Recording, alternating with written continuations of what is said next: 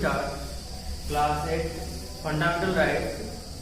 पिछले वीडियो में हम लोगों ने फंडामेंटल राइट्स के एक राइट टू इक्वलिटी के बारे में पढ़ा था। आज हम लोग इस वीडियो में राइट टू फ्रीडम के बारे में पढ़ेंगे कि राइट टू फ्रीडम क्या होता है और हमें इस फ्रीडम के द्वारा कौन कौन से राइट्स दिए गए हैं।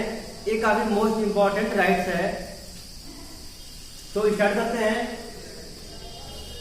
राइट टू फ्रीडम, स्वतंत्रता का अधिकार, इसको लोग बोलते हैं स्वतंत्रता का अधिकार।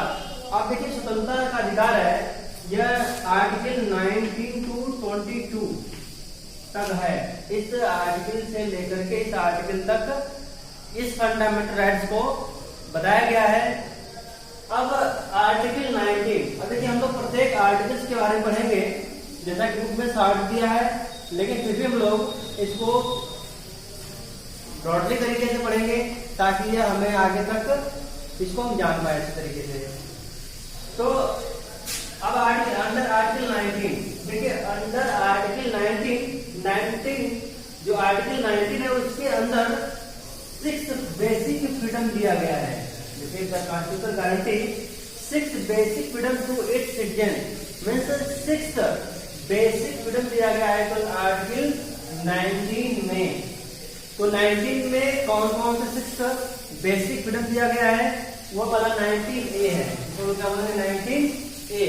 हम बताए थे ना आप लोगों को कि हमारे जो टोटल हमारे आर्टिकल्स हैं वो कितने थे, कितने हैं 395।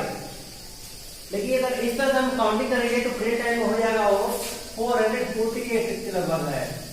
तो वह कहते, लेकिन आर्टिकल जो हमारे कॉन्स्टिट्यूशन में है वो है 395 ही है, उससे अधिक नहीं है, ये नंबर नहीं आता है। अब हम कैसे इसको बताते कि नहीं है 448 है, तो हम इस तरह करेंगे 90A, BC। अब इस आर्टिकल को 90, 20, 21 इस तरह काउंट करेंगे तो इतना हो जाएगा। लेकिन अब हमारे प्रत्येक आर्टिकल में ABC करके है, तो वो जो लास्ट नंबर हमारा है वो 395 भी है। तो 19A में बताया गया है freedom of speech and expression. अब देखिए हमें कहने की आजादी है, अपने बात की या अपने अभिव्यक्ति को, अपने विचार को कहीं रखने, किसी से कहने की आजादी है, मीन्स हमें बोलने की आजादी है। अब 19B में क्या दिया गया है, freedom to assemble peacefully without arm. हमें एक साथ गैदर होने, असेंबली करने का, सभा करने का अधिकार है, वो भी शांतिपूर्वक, विदाउट आर्म, बिना हथियार के हमें शांतिपूर्वक सभा करने का अधिकार है। नेक्स्ट है 19C, freedom to form association and union. हमें एसोसिएशन और यूनियन, संघ बनाने की आजादी है। जैसे हम लोग देखते हैं संघ, मजदूर संघ है, तो इसमें डॉक्टर संघ है, बैंक कर्मचारी संघ होता है, प्रत्येक लोग एक संघ होता है, टीचर संघ होता है, एक यूनियन बनाता है, और यूनियन के द्वारा ही जो यूनियन होता है वो आपके इंटरेस्ट की बात करता है। तो सभी जगह पर हमें यूनियन बनाने का अधिकार है, लेकिन यह यूनियन जो है वो आर्मी में नहीं बनता है। अगला हमारा है 19D, freedom to move freely throughout India. हमें भारत में कहीं भी आने जाने की स्वतंत्रता है, हम कहीं भी घूम सकते हैं भारत में जाकर के। नेक्स्ट है freedom to decide the settle in any part of India. हमें भारत में घूमने की भी आजादी है और भारत में कहीं भी जाकर के रहने की भी आजादी है। कहीं भी जाकर रह सकते हैं, कहीं मकान बना कर रह सकते हैं, कहीं भी हम प्रॉपर्टी को खरीद सकते हैं, हम भारत में कहीं जाकर रह सकते हैं। लास्ट वाला है freedom to practise any profession, trade और बिजनेस।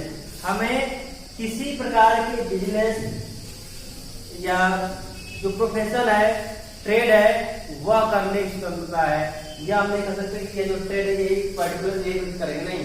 हम या कोई व्यक्ति जो है वह किसी भी प्रोफेशन को कर सकता है। ये तो हो गए आर्टिकल 19। अब बात करेंगे आर्टिकल 20 की। तो जो आर्टिकल 20 है वो है protection in respect of conviction for offence. अब ये जो हमें इसके द्वारा अपराधों के लिए सजा के संबंध में सुरक्षा से संबंधित है। जैसे हमें एग्जाम्पल दिया जा रहा है, अगर लाइफ में आपने कोई अपराध 2018 में किया था, अगर आपने कोई अपराध 2018 में किया था और उसमें जो उसका चार्ज होता था, जो जुर्माना होता था, वो 1000 रुपीज होता था, या आप कह सकते हैं कि 2 वर्ष की जेल होती थी। लेकिन 2019 में इस नियम को बदल कर दिया गया, 2000 रुपीज जुर्माना या 5 वर्ष की जेल होगी। ऐसे कंडीशन में अगर आपने अपराध 2018 में किया है तो आपको इसी के आधार पर चार्ज किया जाएगा, न कि 2019 के आधार पर चार्ज किया जाएगा। मीन्स जिस समय जो अपराध होता है उस समय के अपराध के अनुसार आपको वो जुर्माना करना पड़ता है या सजा को काटनी पड़ती है। अगला है